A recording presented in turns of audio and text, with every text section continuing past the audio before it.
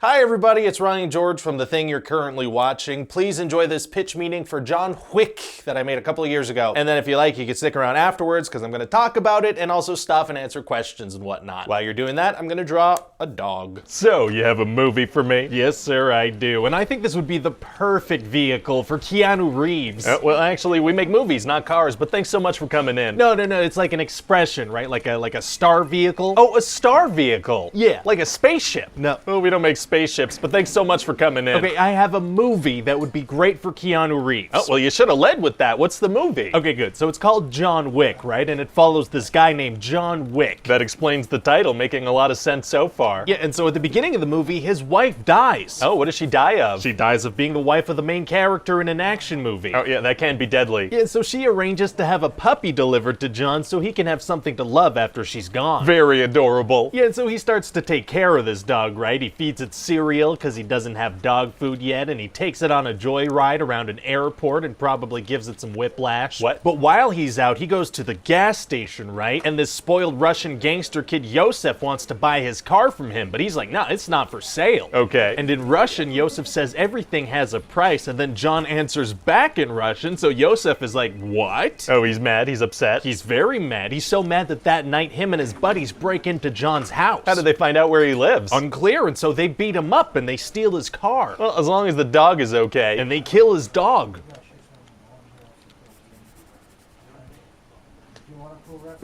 Okay, some people better die for that. Oh, don't you worry, they will. That's the whole plot of the movie. John Wick is gonna kill people for an hour and a half because his dog was murdered? That's right, sir. I'm absolutely okay with that, to be honest. You can't mess with dogs. No, sir, you can't. People like them much more than they like humans. They certainly do. So what happens next? Well, Yosef tries to get some new plates for John's car from this guy Aurelio, and Aurelio slaps him in the face. Oh, he does? Yeah, and so Aurelio gets a call from Yosef's father, Viggo, who's like the head of a criminal enterprise, and he's like, hey, I heard you hit my son. What's up with that? And what does Aurelio say? Well, he's like, yeah, I did, sir, because your son stole John Wick's car and killed his dog. And so Viggo's like, oh. Oh, why is this guy so scared of John? Well, it turns out that John is like this amazing retired assassin, right? The Russians call him Baba Yaga. Baba Yaga? What does that mean? It means the boogeyman, sir. You don't have to look it up. It means the boogeyman. Okay, it says here in Slavic folklore, Baba Yaga is a supernatural being who appears as a deformed old woman with drooping breasts. What? So how droopy are John's breasts exactly? Just say when so I know. Oh, I was so sure it was boogeyman. Okay, yeah, I think that's Babeka. Oh, dang it. Well, I already wrote Baba Yaga. Well, it's probably fine. Okay, good. I'd have to, like, reprint this and everything. Yeah, no, don't even worry about it. So what does the droopy-breasted witch do next? Well, so Viggo sends a bunch of guys to his house to kill him, right? Okay. And so John has to kill them all using gun fu. I think that's pronounced kung fu. No, it's not kung fu. It's a mix of jujitsu and judo and, shooting people in the face. Oh, it is? Yeah, so he's gonna shoot a bunch of these assassins point blank in the face and also stab some of them, but mostly shoot them point blank in the face. That sounds intense.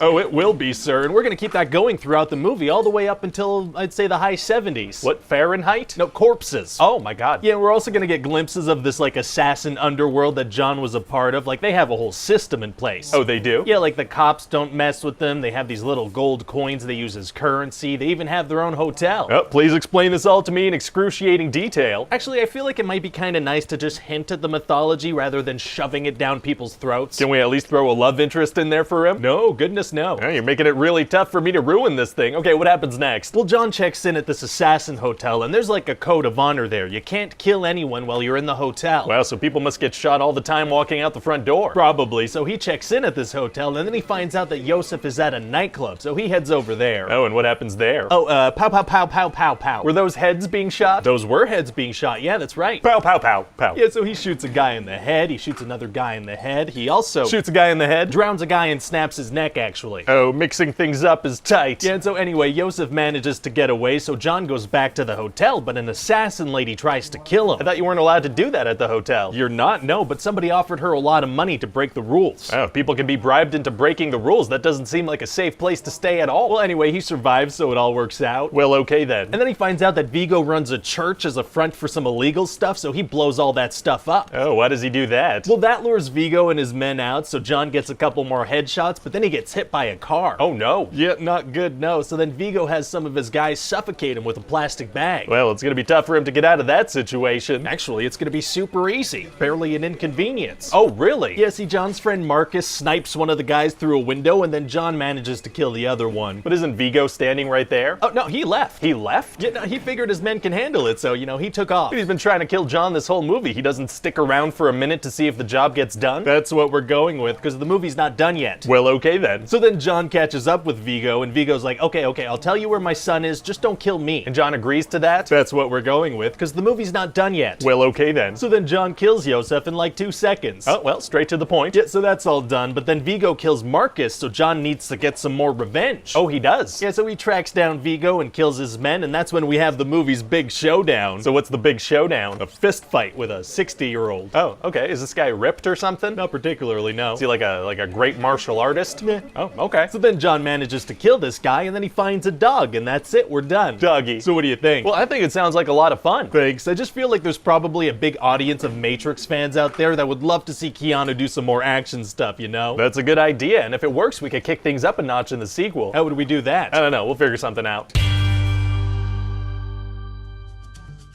I don't love how this turned out. It looks like a creepy Five Nights at Freddy's kind of vibe. So that John Wick pitch meeting, funny enough, that's one that I initially skipped. I remember telling the Screen Rant channel manager, it's not gonna work for this one. And that happens sometimes when movies are focused. A lot of the problems that I make fun of come from things that are obviously studio notes or trying to cram too much stuff in and too many storylines and whatnot. John Wick was just the most straightforward plot. It's just his dog died and so he killed everyone. I'm glad I went back and gave it another shot because some people tell me that this is their favorite, that dog moment is one of their favorite moments in all of pitch meetings because that's how we all felt watching John Wick when the dog died, and that's what made the whole movie so satisfying. You don't mess with dogs. I know if anyone did anything to my dog, I would immediately track down John Leguizamo. And also once I discovered the whole Baba Yaga thing, that I was like, okay, I could probably make a pitch meeting for this. One thing I really liked about the original John Wick is that they hinted at this bigger world without diving into it too much. And that's something that I pointed out in the pitch meeting. Question time. Question 1, how many people do you have on your production team for scripting, videography, editing, publishing, etc.? Just me, baby. Sorry for calling you baby, you're probably a full-grown person. Yeah, no, writing, shooting, editing all takes place in this very room. Sometimes during the writing, I'm lying horizontal on the couch and messing up my back. When I'm 70, I'm gonna look back at this time with a lot of, oh, that was a great time, but I'm gonna be hunched over and curse my past self for my writing posture. What I actually don't do in regards to pitch meeting is the publishing and the managing of the actual channel. That is still within the Screen Rant bubble. There's a channel manager and everything. I just do all the creative stuff and then I bleh, and then they bleh. And then that's kind of the process of how you get the bleh, bleh, bleh. Question 2, how does your approach differ when doing a pitch meeting for a movie versus a TV series? Well, honestly, TV series take a lot more time for me to do just because instead of watching a 2-3 hour movie, I have to watch sometimes, 10 to 15 hours. That's a lot more watch time and that's a lot more researching for plot holes. So once all that work is done, it's pretty similar between movies and TV shows. I basically treat a pitch meeting for a TV show as if the season was a movie. Because honestly, that's how a lot of studios treat streaming series now, kind of just like one story told over 8 episodes. A lot of them could have been really good, tight movies, but they put filler in because streaming series are popular now. What's your favorite YouTube channel, besides your own, of course? Just curious, little smiley face, little emoji person. One creator that I've been watching for a while and I absolutely love is Joel Haver. That's a channel where I watch everything he uploads. I love what he's doing. It's very creative, very funny. So check out his stuff. You've probably seen his stuff around, but yeah, he's really good. Has your recording setup changed/evolved much since you started pitch meetings? Much love, heart, little heart emoji, little organ that pumps blood. It honestly hasn't. It hasn't changed much at all. I'm still using the same camera that I started pitch meetings with, which is just this little thing here. These lights are relatively new just because the old ones broke because they were too old. And this green screen is not very big. And I've thought about getting a bigger, nicer one and stuff, but I know I kind of like that it's restrictive. When I'm shooting on the green screen, I have like this much room on either side to play with, which I think has actually been helpful for me in kind of developing my style of comedy. For example, I realized, you know, when I do like, oh, like that kind of, oh, neck movement, I think that just came from me not having any room to move around on my green screen and wanting to put more emphasis on things. This is a weird job. Anyway, that's it for this episode. Thanks for watching. Please leave me more questions down below, and I apologize for this dog.